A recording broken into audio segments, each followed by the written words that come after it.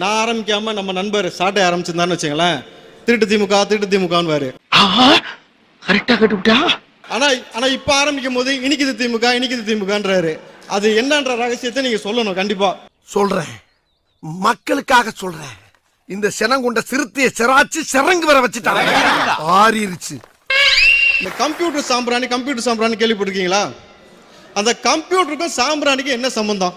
ஒண்ணுமே கிடையாது. அதே மாதிரிதான் சமூக நீதி சமூக நீதிக்கும் திமுகவுக்கும் என்ன சம்பந்தம்? இங்க கஞ்சா பிடிபட்டு கொண்டே இருக்கிறது. மாசு சொல்றாரு 0% கஞ்சா, 0% கல்டிவேஷன். அப்ப இது வரைக்கும் பிடிபட்டதெல்லாம் கஞ்சாவா கருவேப்பிலையா சார்?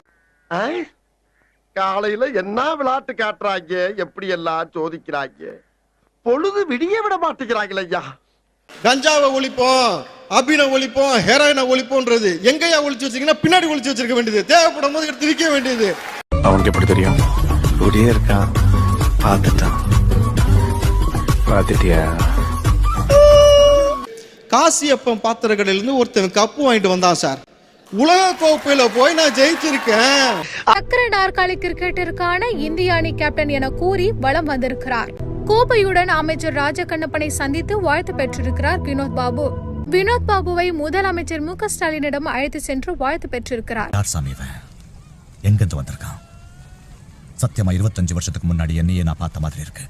முதலமைச்சரை பார்க்கும் போது ஒரு கப்பு, இது என்னடா கொடுமையா இருக்குன்னு விசாரிச்சு பார்த்தா அவனுக்கு பாஸ்போர்ட்டே இல்லையா. அதை விட ஆனா அவனுக்கு அரசாங்க வேலை தருகிறோம். முட்டா பயில சார், அவங்க எல்லாம் அறிவியட்ட பயில சார். இவங்க இந்த பூமிக்கு தேவையில்லாத எக்ஸ்ட்ரா வெயிட். 200 கிராம் பால் இருக்கு இல்லையா, அதுல விலை வச்சாங்க அரசாங்கம். என்ன தெரியுமா? 10 ரூபா 50 காசு. 50 காசு இன்னைக்கு செல்லுமா? 11 ரூபாய் கொடுக்கணும். அப்போ ஒரு 50 காசு அரசாங்கத்துக்கும் இன்னொரு 50 காசு எங்க போகுது? மாப்ள ரகசியத்தை அலௌன்ஸ் பண்ணாதே, அசிங்கமா நினைப்பாங்களா இல்லையா? என்ன மாமா உனக்கு இதெல்லாம் பழக்கப்பட்ட விஷயம். சரி விடு. இனி இந்த லட்சணத்துல 200 வெல்லுவோமா? அதாவது குடுக்கறது 200 கொடுத்து மைண்ட்ல 200 உட்காந்துருச்சு. எல்லாத்துக்கும் 200. என்ன ஊபீஸ் 200 rupees கிடைச்சிருச்சா? சந்தோஷமா?